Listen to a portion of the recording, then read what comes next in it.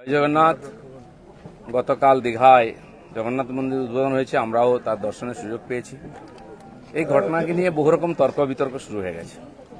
ভগবানকে তর্কের উপরেই রাখা উচিত, কিন্তু অভ্যাসবশত অনেকে বিতর্ক শুরু করেছেন। এবং মজার ব্যাপার, আমি কেন ভগবানের কাছে এসেছি তাতে অনেকের কষ্ট হয়েছে। আমি ছোটবেলা থেকে ভগবানের মন্দিরে যাই, আমি দেখি না কে মন্দির তৈরি করেছে, আমি ভগবানকেই দেখি। আর এটা আমরা জানি যে মন্দির যেই তৈরি করুক ভগবান সবার হয়। কালীঘাটের মন্দির তৈরি করেছে কেউ জানে না, বা তারকেশ্বরের মন্দির কে তৈরি করেছে আমরা জানি না, কিন্তু ভগবানকে দর্শন করতে যাই তখন ভুলে যায়। রাম মন্দির কে তৈরি করেছে সেটাও লোকে ভুলে যাবে, কিন্তু রামকে মনে রাখবে। আমি এসেছি। পশ্চিমবাংলায় সবকিছু তো রাজনীতি হয়, হয়েওছে, কিন্তু আমার খুব মজা লাগছে। আমার পার্টির কিছু লোক খুব কষ্ট পেয়েছেন, যে পার্টির কর্মীরা কষ্ট পেয়েছেন, হতাশায় ভুগছেন, কেউ কেউ ভাবছে সুসাইড করবে কিনা। আমি বলছি বিজেপি করতে গেলে হতাশায় ভুগবেন না, চোখের জল ফেলবেন না, কারণ আমরা পার্টি দাঁড় করিয়েছি রক্ত দিয়ে আর ঘাম দিয়ে। যেন বিজেপির কর্মীরা পেছনে তাকায় না, ভয় পায় না, সন্দেহ করে না। যতদিন আমার মনের মধ্যে, আমাদের কর্মীদের মধ্যে সন্দেহ ছিল না, বিভেদ ছিল না, পার্টি এগিয়েছে। যেদিন থেকে এই ধরনের অপসংস্কৃতি ঢুকেছে তখন থেকে পার্টি পিছোচ্ছে। দিলীপ ঘোষ 42 বছর ধরে ঘরবাড়ি ছেড়ে সমাজের কাজ করছে, 10 বছর রাজনীতি করছে। দিলীপ ঘোষের দিকে আঙুল তোলার হিম্মত কারণে, না পক্ষে না বিপক্ষে, যে কোনো ধরনের আমি চ্যালেঞ্জ করছি। যাদেরকে আমি নিয়ে এসে নেতা বানিয়েছি, যারা বিজেপি দেশে করে খাচ্ছে, তাদেরই বেশি পেট ব্যথা হচ্ছে। যাদেরকে আমি নিয়ে এসে নেতা করেছি তারা খুব চিন্তিত ভবিষ্যৎ নিয়ে। পার্টির উপরে ভরসা রাখুন, চিন্তা করার কোনো দরকার নেই। আর দিলীপ ঘোষ পার্টি ছাড়বে কিনা, কোথায় যাবে, অনেকে দুশ্চিন্তাগ্রস্ত, অনেকে আনন্দিত। দুশ্চিন্তা করার দরকার নেই, আনন্দিত হওয়ার দরকার নেই। দিলীপ ঘোষ দরকার হলে রাজনীতি ছাড়বে, কিন্তু পার্টি ছাড়বে না, বিজেপি ছাড়বে না, এটা পরিষ্কার বলে দিচ্ছি। কিছু লোক হয়তো চাইছেন আমি পার্টি ছাড়লে জায়গাটা খালি হবে, সুবিধা হবে। সেটা হওয়ার চান্স নেই, কারণ আমাদের কাছে মিশন পশ্চিমবাংলায় যতদিন না রাজনৈতিক পরিবর্তন হচ্ছে, লড়াই চলবে। আর যে আমার লক্ষ লক্ষ সাথী 10 বছর ধরে আমার সঙ্গে লড়াই করেছেন, রক্ত দিয়েছেন, ঘাম দিয়েছেন, প্রাণ দিয়েছেন, পরিবারকে রাস্তায় বসিয়ে দিয়েছেন, সেটাই আমাদের কাছে প্রেরণা। কেউ বলছে 57 জন শহীদ হয়েছে, তারা ভাবছেন যে 21 সালে বোধহয় বিজেপি তৈরি হয়েছে।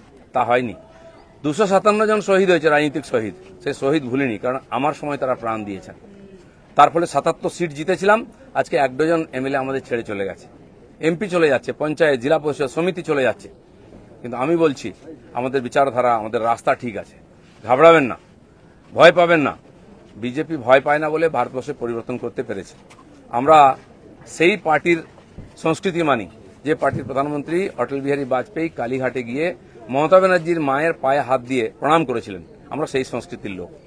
মমতা ব্যানার্জি তখন আমাদের সঙ্গে ছিলেন, আর অন্যদিকে চলে গেছেন, শত্রু হয়ে গেছেন, এটা আমি মনে করি না। রাজনীতি আমার কোনো শত্রু নাই, আমি সবাইকে মিত্র করার চেষ্টা করি। আর মিত্র করেছে বলে ভারতীয় জনতা পার্টি এত বড় হয়েছে। অন্য পার্টির বহু নেতা এসে পার্টির নেতৃত্ব করছেন। তো সেই জন্য আমরা সেই সংস্কৃতির লোক, সেই পার্টির কর্মী, যে পার্টির প্রধানমন্ত্রী অটল বিহারী বাজপেয়ী শান্তির বার্তা নিয়ে বাসে চড়ে লাহোরে গেছিলেন, শত্রুর দেশে গেছিলেন, ঘোষিত শত্রু পাকিস্তান, প্রধানমন্ত্রীর সঙ্গে আলাপ করেছিলেন। ফিরে আসার পরে পাকিস্তান আক্রমণ করেছিল, কার্গিল যুদ্ধ হয়েছিল। অটল বিহারীর হাত কাঁপেনি, মিরাজ পাঠিয়ে দিয়ে, সেনা পাঠিয়ে দিয়ে সমস্ত বাংকার গুঁড়িয়ে দিয়েছিলেন। আমরা সেই সংস্কৃতি, এটা ভারতের সংস্কৃতি, এটা বিজেপি সংস্কৃতি। আমার প্রধানমন্ত্রী নরেন্দ্র মোদী, তিনি নওয়াজ শরীফের বাড়িতে বিয়েতে নেমন্ত্রণ রক্ষা করতে গেছিলেন, কোনো প্রোটোকল মানেননি, আশীর্বাদ করেছিলেন মেয়েকে। কিন্তু তারপরে পাঠানকোট হয়েছিল, পুলওয়ামা হয়েছিল, কিন্তু নরেন্দ্র মোদী সার্জিক্যাল স্ট্রাইক করতে, এয়ার স্ট্রাইক করতে পিছিয়ে যাননি, কারণ এটাই বিজেপি, এটাই ভারতীয় সংস্কৃতি। সেজন্য আমরা যেন আমাদের পরিচিতি না ভুলে যাই। আমার পাড়ায় বিয়ে হচ্ছে টিএমসি নেতার বাড়িতে, সে টিএমসি করে বলে তার বাড়িতে আমি বিয়েতে যাব না। এই ধরনের জঘন্য নিম্ন রুচির রাজনীতি দিলীপ ঘোষ করে না, করবেও না, এটা আমি ঘৃণা করি। আমার বাড়ির জামাই যদি অন্য পার্টি করে, সেই মেয়ের বাড়ি আমি যাব না, এই রাজনীতি দিলীপ ঘোষ করে না, করবে না। যারা করতে চাইছে এটাকে, বিজেপিকে এই অপসংস্কৃতি আনতে চাইছে, তারা বিজেপি জানে না, তারা বিজেপি জানে না, তারা দিলীপ ঘোষকে চেনে না, এর পিছনে কত ত্যাগ তপস্যা আছে জানে না। যারা 21 সালে এসছে, 20 সালে বিজেপিতে এসছে না, তারা বিজেপি বুঝতে পারবে না। কেউ কেউ আরএসএস দেখাচ্ছে, কেউ কেউ হিন্দুত্ব বোঝাচ্ছে। দিলীপ ঘোষকে হিন্দুত্ব বোঝাবেন না। আমার কাটলে গায়ে হিন্দুর রক্ত বেরোবে, বিজেপির রক্ত বেরোবে। বাকিদের গায়ে কি রক্ত আছে আমি জানি না, কারণ বহু জায়গায় ঘুরে এসছেন তারা।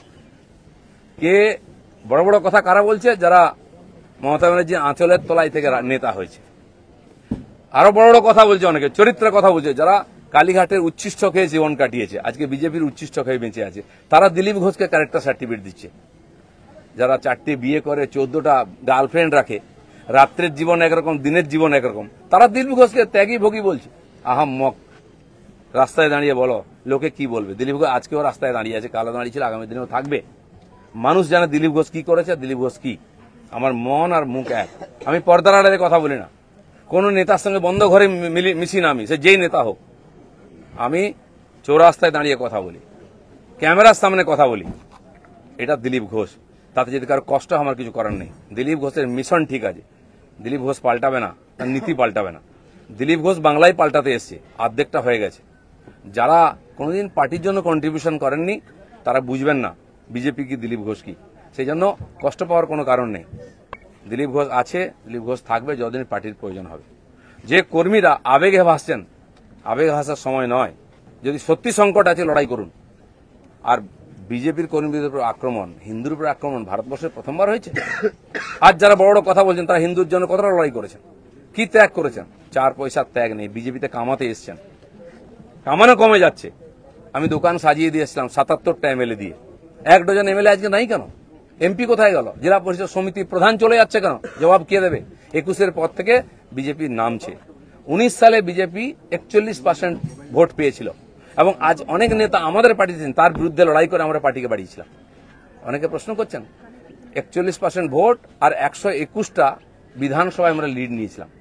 5 বছর পরে 24 সালের ইলেকশনে সেই ভোট 39% নেমেছে আর 91টা বিধানসভায় আমরা লিড পেয়েছি। পার্টি এগোচ্ছে না পিছোচ্ছে? আমরা হার জিততে ভুলে গেছি 21 সালের পরে। প্রশ্ন করুন, পাবলিক প্রশ্ন করছে। দিলীপ ঘোষের এটাই প্রশ্ন আছে। যারা আমাকে প্রশ্ন করছেন আমি তাদের দিকে প্রশ্ন করছি। আপনারা তো নীতি শেখাচ্ছেন, রাজনীতি শেখাচ্ছেন, হিন্দুত্ব শেখাচ্ছেন, কি দিয়েছেন সমাজ? কেন পার্টি নেমে গেছে? 250 লোকের প্রাণের বিনিময়ে যে পার্টি দাঁড় করিয়েছিলাম সে পার্টি কোথায় আজকে? কেন হারছি আমরা? কেন লোকে ছিচিৎকার করছে? আর এই দালালরা যেদিন থেকে পার্টিতে এসছে বিজেপির গন্ধও চলে গেছে, বিজেপির স্বাদও চলে গেছে। লোক বিজেপির ভরসা করতে পারছে না। তাই ভরসা ফিরিয়ে আনার জন্য লড়াই করুন, নাটক করবেন না। রক্ত দিয়েছি আমরা, ঘাম দিয়েছি, তারপরে মানুষের বিশ্বাস জিতেছি, মানুষের আশীর্বাদ জিতেছি। দিলীপ ঘোষের তো লড়াই জারি আছে। আপনারা ঠিক করুন কে কোন পার্টি থেকে লড়াই করবেন। দিলীপ ঘোষ পার্টি পাল্টাতে আসেনি, পশ্চিমবাংলাকে পাল্টাতে এসেছে। ধন্যবাদ সবাইকে।